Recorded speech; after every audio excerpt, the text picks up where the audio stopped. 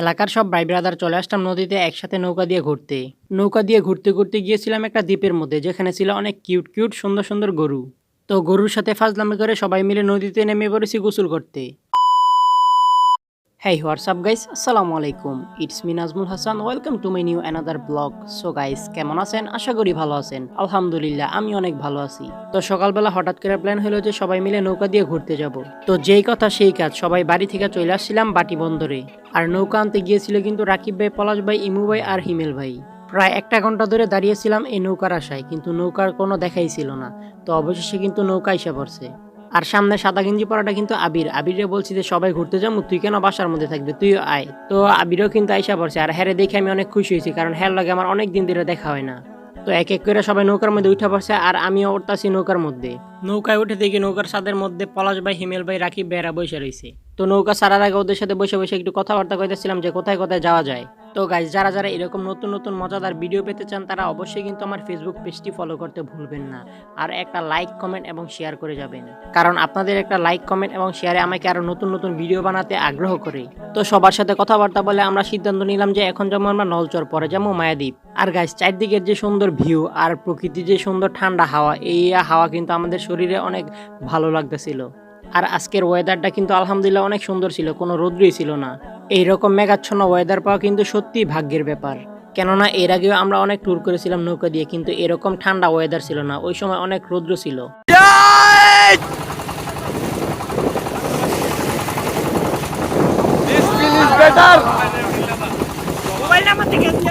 তো অবশেষে কিন্তু আমরা অনেক দূর থেকে নলচর আইসা পড়ছি, আর এই সামনে দেখতে পাচ্ছেন নলচরের দ্বীপ। আর হামিদ ভাই বলতেছে যে আমি নদীর মধ্যে লাভ দিব নাকি। তা আমি বললাম যে লাভ দেও সমস্যা নাই। আর আমাদের নৌকার পাশে কিন্তু দেখতে পাইতেছেন কত ছোট ছোট পোলাপাইন গোসল করতেছে। তো ওদের যে সাহস, মানে গ্রামের মধ্যে থাকে তো এই কারণে অনেক সাহস বেশি আমাদের থেকে। আর গাইস, আমারও কিন্তু সাহস কম না, কারণ আমি এই ছোটবেলায় ওদের মতো এই নদীর মধ্যে গোসল করছি। আর আমার নানির বাড়ি কিন্তু এই এলাকার পাশেই। ছোটবেলা থেকে মেঘনা নদী দিয়ে যাওয়া আসা, তাই আমার বেশি একটা ভয় লাগে না।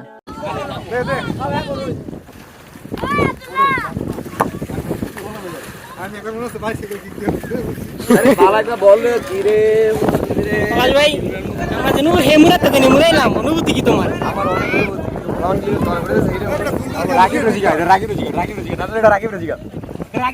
কি অনুভূতি আমরা যেন হেমুরাতে মুরাইলাম আইসি হেমুরা।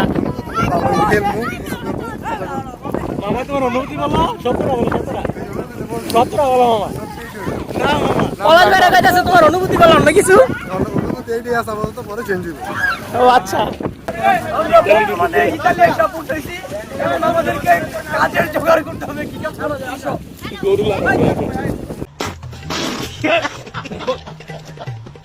তো নৌকা থেকে নলচরের মাঠের মধ্যে নেমে গেছি, আর ওরা কিন্তু ফুটবল খেলতেছে, আর আমি আবিরের এক বন্ধু যাইতেছি অন্যদিকে। আর হ্যাঁ গাইজ, সময় থাকলে এরকম ছোটোখাটো একটা ট্যুর দিবেন, কারণ ছোটোখাটো ট্যুর দিলে মনে প্রশান্তি আসে। আর বাড়িতে বসে বসে থাকতে থাকতে মানে মনের মধ্যে একটা বোরিং সৃষ্টি হয়। এইরকম বোরিং কিছুদিন ধরে আমারও লাগতেছিল, কারণ অনেক দিন ধরে বাসার মধ্যে ছিলাম। তো তাই সবাই মিলে চলে আসছি একটা নৌকা ট্যুরে। মাঠ দিয়ে যাইতেছিলাম আর দেখতেছিলাম দুইটা গরু মজা করতেছিল। তো এই গরুর সাথে আমরা অনেক মজা করলাম। বিশ্বাস করেন, এই গরু দুইটা দেখে আমার অনেক পছন্দ হয়ে গেছে। আবিরে বলতেছিলাম যে আয়, মালিককে বললে দুইটা গরু কিনে নিয়ে যাই বাসায়। আর গরুর সাথে মজা টজা করার পরে আমরা কিন্তু হাঁটতে হাঁটতে চলে আসছি নলচর এলাকায়। তো এখানে এসে দেখি বড় বড় ভাইয়েরা ক্রিকেট খেলতেছে। তো আমরা দাঁড়ায় দাঁড়ায় একটু ক্রিকেট খেলা দেখলাম, অনেক ভালো লাগতেছিল। আর আমাদের হাতে ক্যামেরা দেখে একটা বলে আমাদের কাছে টাকা যাইতেছিল। 10 টাকা দিই দিবা, তুমি 100 টাকা লইবা, তোমার 10 টাকা দিন খাও। আমার তোমার লাগে লাগে মোবাইল আছে, মোবাইল তুমি নিয়ে দিতে পারো, বুঝছো বুঝছো। এই যে মোবাইল আছে, মোবাইল দিতে পারো। ভাই 100 টাকা লইবা, তোমার হ্যান্ড 10 টাকা দিব, যাও। ঠিক আছে? নাই, আমার লাগে মোবাইল আছে। হ্যাঁ, অফারটা কিন্তু করা দিচ্ছি। তো আবিরে বলতেছিল আই নলচর এলাকার কাছে যতক্ষণ আইসি, তাহলে নলচর এলাকার ভিতরে গিয়ে ঘুরে আসি, দেখে গিয়ে এলাকাটা কেমন।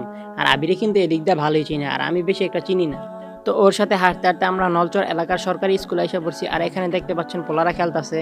তো ছোট ছোট পোলাবানের সাথে একটু খেলে দিলে আমরা এখন নলচর এলাকার ভিতরে একটা ব্রিজ আছে, ব্রিজের ওইখানে যাব।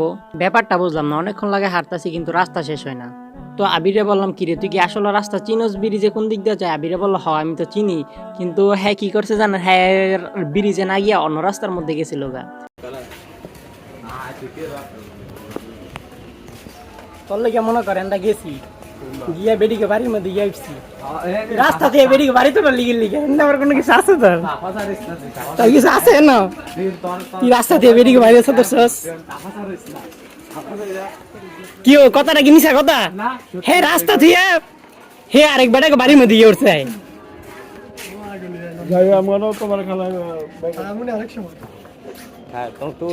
তুই আমি কই তুই রাস্তা থেকে গেলি আরে আরেকখানে গেলি হেরিকো আগে এন্দা তো রাস্তা একটা রাস্তা কেউ দেখে কইবো এন্দা লিগে এন্দা আশেপাশে লেগে দেখ এন্দা এন্দা কত সুন্দর একটা রাস্তা এর মধ্যে রাস্তা কয় বেদিকে দুয়ারের সামনে রাস্তা এটা কি রাস্তা কয় কি তুই হেন কে লেগে উঠলি হে এইবারের মধ্যে তোর বোর কাছে বিচারটা দিমু আমি রাস্তা তোর বোর কাছে আমি বিচারটা গিয়ে দিমু আসতে ভাই খারাপ রাস্তা কয় একটা একটা ওয়াইলাইছো তুমি আনা যদি আরেক বেদি পেট গিয়ে ওটা তাইলে কেমন দিব?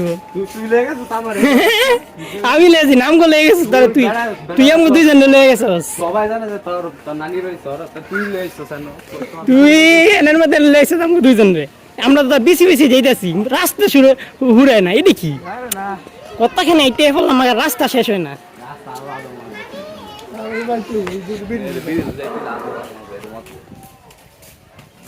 মেসি রে পুরো রে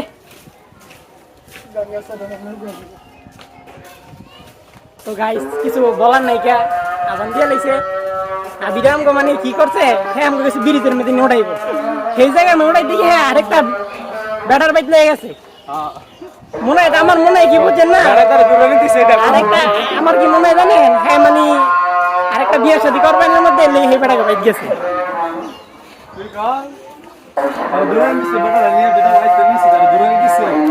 তো আমরা হাঁটতে হাঁটতে বোটের দিকে আইতেছিলাম আর একটা দোকান পেলাম, দোকানের মধ্যে বসে বিস্কিট আর ওইদিকে পানি লইছি খাওয়ার জন্য।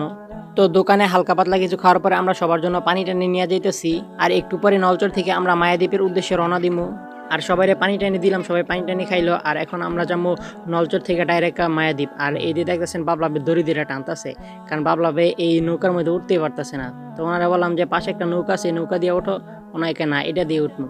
আলহামদুলিল্লাহ অবশ্যই আমরা অনেক সাধনার পরে মায়াদ্বীপ এসে পড়ছি আর এই আমাদের পিছে মানে বাম পাশে দেখতে পাচ্ছেন মায়াদ্বীপ আর এই জায়গার মধ্যে সবাই নেমে পড়ছে গোসল করতে আর আমরা এখনো নামিনি, আমরা একটু পরে নামবো গোসল করার জন্য।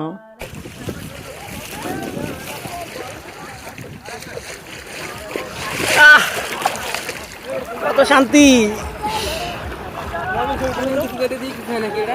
না বেটা রে ওয়াটারপ্রুফ না আরে এটা নিয়ে আমি ভিডিও লাইতেছি না পানি নদী গিয়ে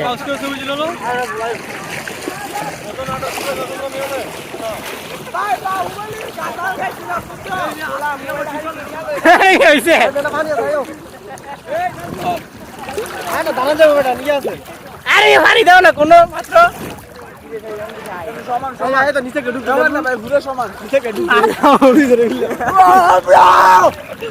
আমরা আইসা পড়ছি সমুদ্রের মাঝখানে এখন পানি মানে কাউ ঢিল না আমরা আইসা পড়ছি সমুদ্রের মাঝখানে আমরা আইসা এখন একবারে ডুব দিমু মোবাইলটা থিয়ে হই মোবাইল বানিয়ে ডালা আছে দেখা ডালাটা সরাই দিছি ডালা মনে যারা যারা না আইছে সবাই মিস করতেছো ভাই ডুবটা দেই তুমি ভিডিও না করো তুই বললে দে বেটা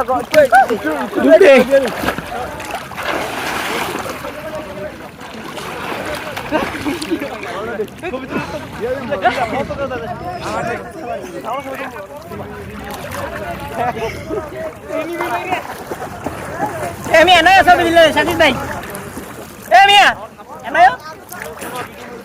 আয় ছবি দিলে ছবি দিল ভাই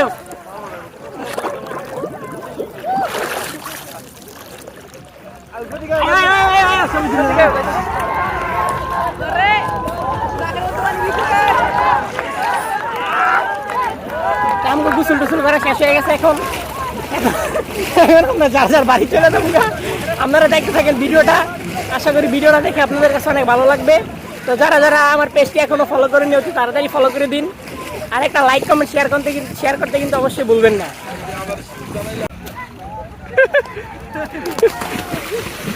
তো আজকের মতো ভিডিওটা এ পর্যন্ত। আশা করি ভিডিওটা দেখে সবার কাছে ভালো লেগেছে। যদি ভালো লেগে থাকে তাহলে অবশ্যই একটা লাইক, কমেন্ট এবং শেয়ার করবেন। আর আমার ফেসবুক পেজটি কিন্তু ফলো করতে ভুলবেন না। তো দেখা হচ্ছে পরবর্তী কোনো একটা ভিডিওতে। আল্লাহ হাফেজ, টাটা, সি ইউ।